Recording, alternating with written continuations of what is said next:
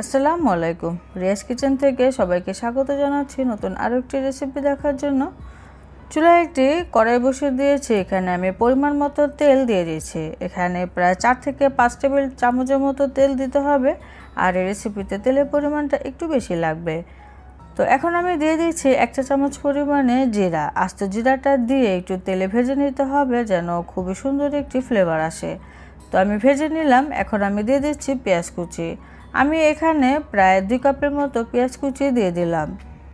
ঘরে যদি কোনো মাছ বা মাংস না থাকে তাহলে ডিম দিয়ে এরকম দারুণ একটি রেসিপি আপনারা তৈরি করতে পারেন।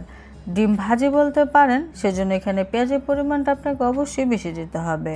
তো পেঁয়াজটা হালকা একটু ভেজে নিতে হবে, বেশি ভাজা যাবে না। এরকম হালকা যখন ভাজা হবে তখন এখানে 2 চা চামচ পরিমাণে আদা রসুন বাটা দিলাম এবং সেই সাথে 5-6টির মতো কাঁচামরিচ কুচিয়ে দিয়েছি এবং একটি বড় সাইজের তেজপাতা ছিঁড়ে দিয়ে দিলাম। দিয়ে আরও 2-1 মিনিটের মতো ভুনে নেব যেন আদা রসুনের গন্ধটা চলে যায়। এখন দিয়ে দিচ্ছি 1 চা চামচ পরিমাণে লাল মরিচের গুঁড়া এবং 1 চা চামচ পরিমাণে ধনিয়া গুঁড়া। এখানে তেমন একটা মশলা কিন্তু যাবে না। তো তেলে এই মশলাটুকু হালকা ভুনে নিলাম 2-1 মিনিটের মতো। তারপর এখানে সামান্য একটু পানি দিয়ে দিচ্ছি যেন মশলাটুকু আবার পুড়ে না যায় বা লেগে না যায়। চুলার জালটা কিন্তু আমি মিডিয়ামে রেখেছি। এখন একটু নেড়ে চেড়ে পেঁয়াজ মশলাটুকু ভুনে নিতে হবে। তো এখন আমি দিয়ে দিচ্ছি 2টা টমেটো কুচি। আমি টমেটোকে খুব ভালো করে একবারে মিহি কুচি করে নিয়েছি। আপনারা চাইলে আরও মিহি করেও দিতে পারেন। তো টমেটোটা একটু শক্ত, সেদ্ধ হতে একটু সময় লাগবে, সেজন্য সামান্য একটু পানি দিয়ে দিলাম এবং সেই সাথে দিয়ে দিলাম 1 চা চামচ পরিমাণে লবণ। লবণটা অবশ্যই স্বাদ অনুযায়ী দিতে হবে। তো পানিটুকু দিয়ে আমি নেড়ে চেড়ে ঢেকে দিচ্ছি যেন টমেটোটা খুব সুন্দরভাবে গলে ভর্তা হয়ে যায়। তো চুলার জালটা এখন আমি আরেকটু কমিয়ে দিব, মিডিয়ামের থেকে কম রেখে আমি এই টমেটো পেঁয়াজ সব কিছু ভুনে নিয়েছি। তো টমেটো সুন্দরভাবে গলে গিয়েছে। এখন একটু নেড়ে চেড়ে দিচ্ছি। এখন আমি দিয়ে দিচ্ছি ডিম। আপনি কয়টা ডিম দিবেন সেই অনুপাতে পেঁয়াজ কুচি দিতে হবে। আমি আজকে 4টা ডিমের জন্য 2 কাপ পরিমাণে পেঁয়াজ কুচি ব্যবহার করেছি। উপরে সামান্য একটু কাস্তুরি মেথি দিচ্ছি, তবে এটা অপশনাল, এটা না দিলেও চলবে।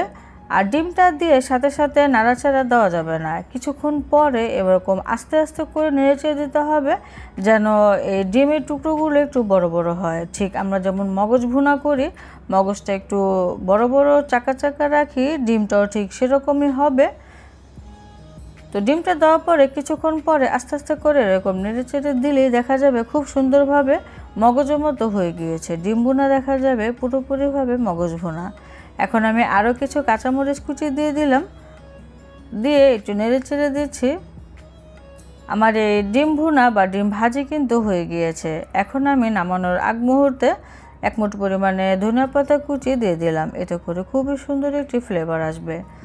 তো চটজলদি এই রান্নাটি করে নেওয়া যায়। ঘরে মাছ মাংস না থাকলে আপনারা এভাবে রান্নাটি করে পরিবেশন করতে পারেন, ঘরে সকলেই ভীষণ পছন্দ করবে। তো ধনিয়া পাতাটা দেওয়ার পরে আমি 2-1 মিনিটের মতো ঢেকে রেখেছিলাম যেন ফ্লেভারটা ভালো আসে। তো আমার রান্না কিন্তু হয়ে গিয়েছে। রান্না করলে অবশ্যই কমেন্টে জানাবেন কেমন হলো। সবাই অনেক বেশি ভালো থাকবেন। বিদায় নিচ্ছি। আল্লাহ হাফিজ। গরম ভাতের সাথে পরিবেশন করুন।